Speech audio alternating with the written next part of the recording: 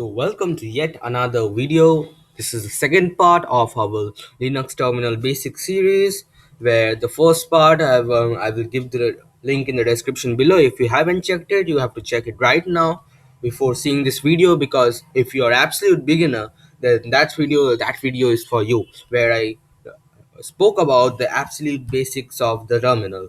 And this time we are going a bit higher level. It will be the second part, so you can see we are not just staying in the utmost beginner level. We are now going into slowly moving into another level. So that's why I request you to first see that video and then visit this. Now, so last time we did commands like cat rm and copy pasting, moving files, etc, and in this one we will first see some beautiful alternatives or some better alternatives to things we saw in our last video. First of all, let's go for which command. So what's which? Well, there are executables. So if you launch a program, suppose I launch my file manager, which for me is Nautilus. It's called Nautilus, which comes with the Ubuntu desktop and the GNOME desktop. Well, it comes with those desktops. So Nautilus, I can just write Nautilus here in the terminal, and it will open Nautilus, which is our file manager. Okay, so this showed an error. Let's try another application. Alacrity, which is my terminal. It will open another terminal tab. Yeah, so it opens another terminal as expected.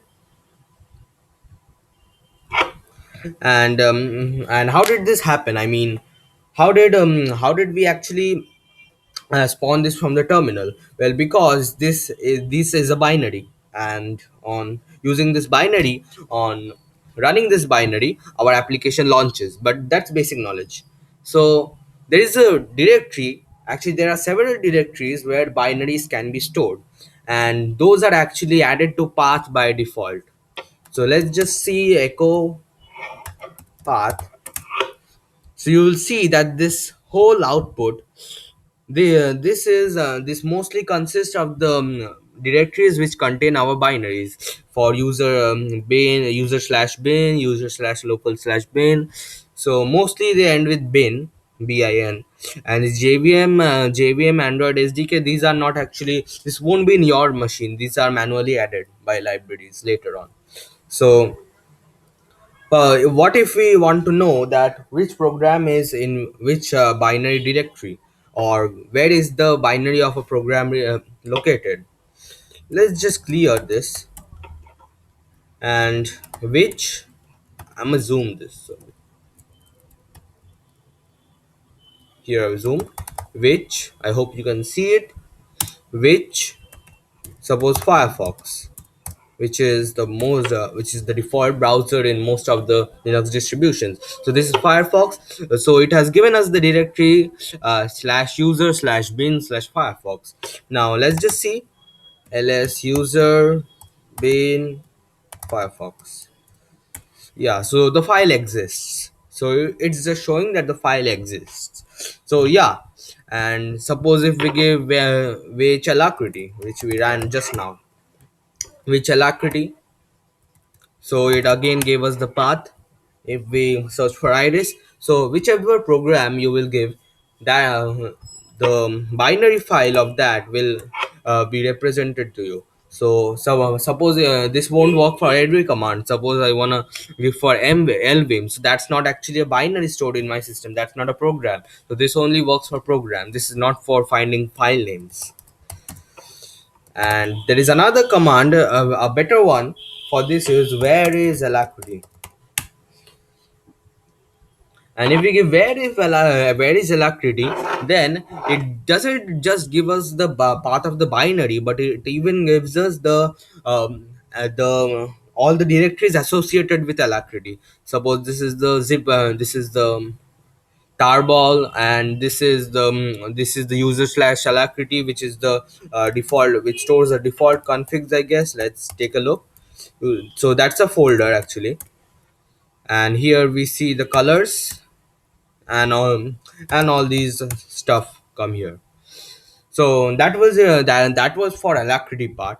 And you can even search another program. Suppose where is Firefox, then you will see that it gives us two directories which are associated with the Firefox package. So that was where which and where is. And then the next one is locate. So what's locate? Let's see, locate Firefox. What does it do? Well, locate command, it shows us all the file names named Firefox in our home directory or even our root directory. So it just searches for Firefox, and it's blazingly fast in searching.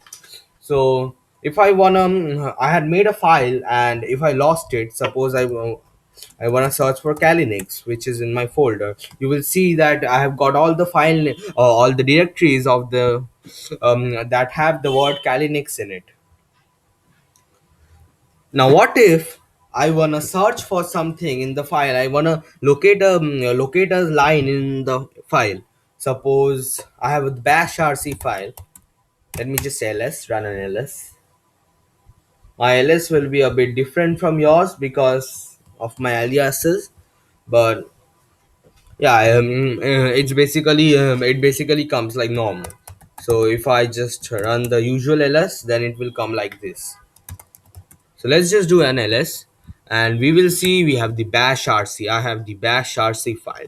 So bash rc stores the bash shell configurations, and we will come to that in a later video, not this one. So what if we want to find something in bash rc? Suppose we find path. So we can just do grep path dot bash rc. So you will see that all the lines having the word path have been highlighted. Suppose we wanna give ls, which I made an alias for. So these are the lines which have the word ls. So the grep is basically for reading stuff from reading a file and finding pointing out a line from it, and it works from any command. Not even you can just give it in standard output. Suppose if we do ls and we have this whole thing, I just wanna check if downloads folder is here. So what I will do is I will give this pipe symbol, which is like a straight line, and after giving this pipe symbol, just grep grep and I give you downloads, and you will see that the line has come. So this shows the downloads that was here. So this line is just plucked out by grep. So you can use grep the either way. You can just directly point to a file, or you can even run it in a command. If we give suppose cat dot bash rc and grep alias. So this gives us all the aliases in the file, and that's another way to do it. So you can just read from stdout and get the whole thing fetch out. Next is the set command. Now I want a cat bash rc, as you saw. So if you cat actually mine is bat here. I'm just gonna do user wins cat, not you. You don't have to do it if you haven't set your default cat manager to bat. So here, here it is. So this actually gives us the whole thing, the whole contents of our file, which we saw. And what if I wanna show the same thing but with some words replaced. Suppose if we have conda here. So what we can actually do is we can change this conda to Python. Suppose then we will do sed, and then we do s, old word and new word, and g. So G stands for global. So the old and new will be replaced by the words we are gonna replace. So let's just do Paconda and Python. So you will see that that all the places that we have conda, well, they are exchanged with Python, and this is not written to the file actually. If we just take out the file, if we just print the file again, then it's still conda, it hasn't changed, but it's just the output that has been altered. So about ls, ls downloads actually, if I run ls, and we have done this. Now what we can do is ls, and we open a pipe, sed, once again sed s, old word first. Well, let's just say we wanna what, so let's just say we wanna replace downloads, no, we wanna replace all the d's with a, and then we give slash g. So this finally becomes all our downloads folder have changed actually. So you will see where is yeah, so we had d here, so desktop has become xtop, and documents have become documents or whatever, and that's what happened. So we can easily write this to a file by just using this symbol greater than actually smaller than symbol. So that's a different thing again. Now the next command we will look at is less. So when we did cat, when we read this file, you will see that this is not quite readable. What if you want to read a file properly? There are two solutions. So you can use the less command, less dot bash rc. So the what it will do is it will show you only a part visible in the terminal. It won't print the whole line. You just have to use the arrow keys or the space keys. You can use the space keys or the arrow keys. The space keys is to move the whole section to the next. Then you can just use the arrow keys to go down and go up. So you can orderingly read it, and you can just press q to exit it, to exit the section. So this was the less command. Then what if I wanna read only the first few lines of bash rc? So let's just use the head command dot bash rc head. So this just prints the first 10 lines of our bash rc. Now what if we want 12 lines? So we can just give head and a flag n, then 12. You will see that 12 lines are printed. What if we need 22? So the first 22 lines will be printed.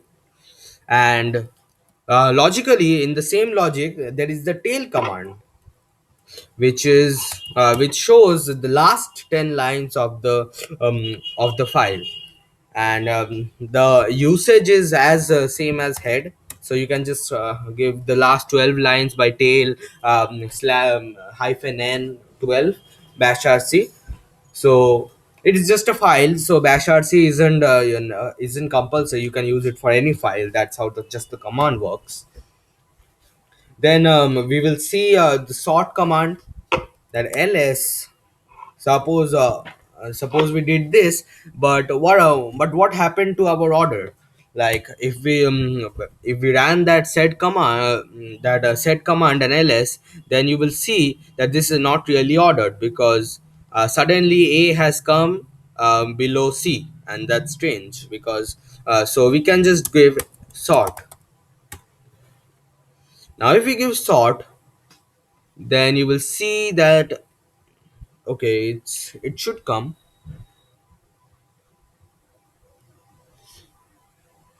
Oh wait, once. Yeah, so the whole thing is now sorted properly.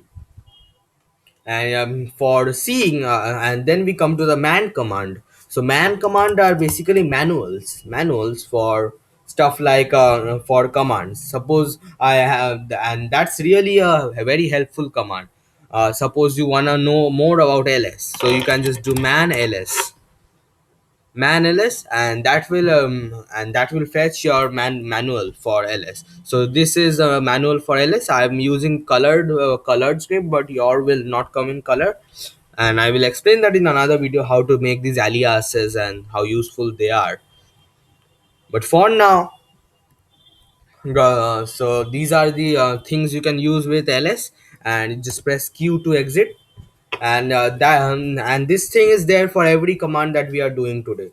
And suppose less, so we can just read the man page. So man pages are pretty helpful. If you are a beginner, you have to read it and you have to understand it, and it will come pretty easily, to be honest. Then the next command we will do is printf. So what's printf? Well, printf is like echo, but it's a more advanced. It actually attempts to print a string like C, like in the C language.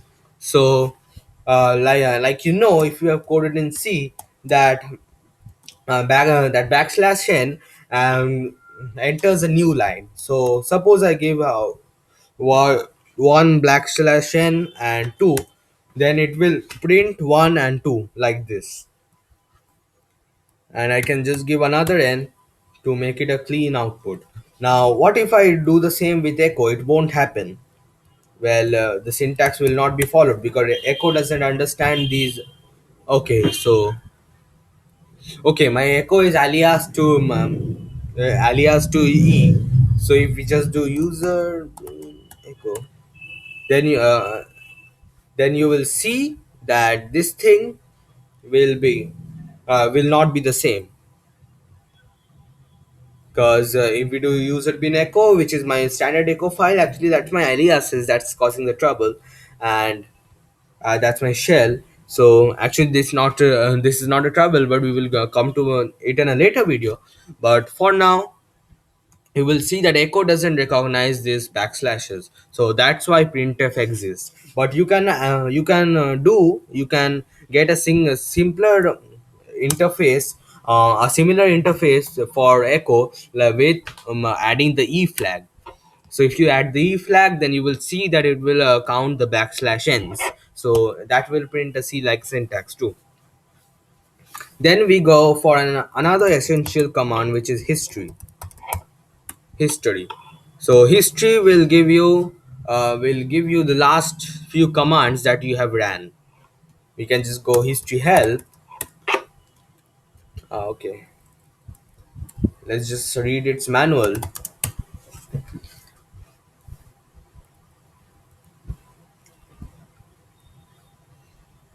History info count.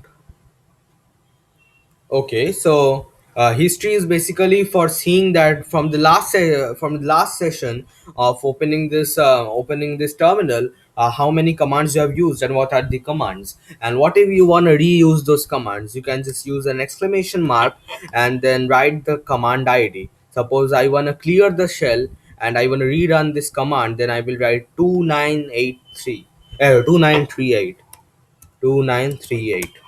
So you will see that clears my shell. And what if I want to do, suppose printf, no, suppose we want to repeat the man command, which is 2939, 2939. That will open our man page. So that was pretty simple and a small command. Now the next command I want to speak about is kill, the kill command. So that's obviously for killing a process. And and suppose I want to open my file manager, which is tuner. Let me open the tuner file manager, and that will be opening my file manager. So after that, we will try to kill that file manager. This is my file manager here, so it's named tuner, so I want to kill tuner. um Kill tuner, one second. So let's do kill all tuner. So it's not finding a process. So it's strange. Yeah, so we ran the kill all command and it killed all the instances of Duner. And suppose we want to kill Alacrity, for example, Alacrity, illegal PID. Okay, let's see. Yes. Okay. So that's one that's thinkable. And the next one I wanna show is it's stop. So how do you monitor system resources in a Linux system?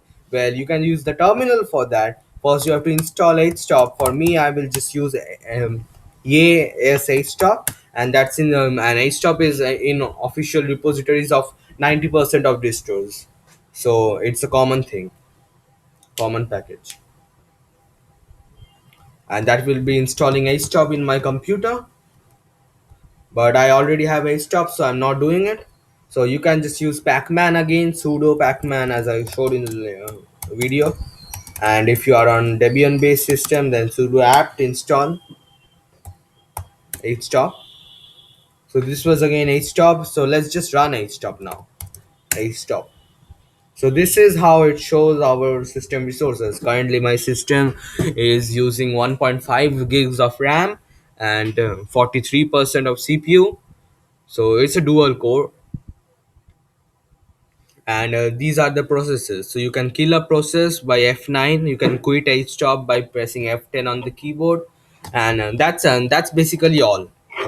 And now we come to our last command of the day, which is a small and minor command, which is date.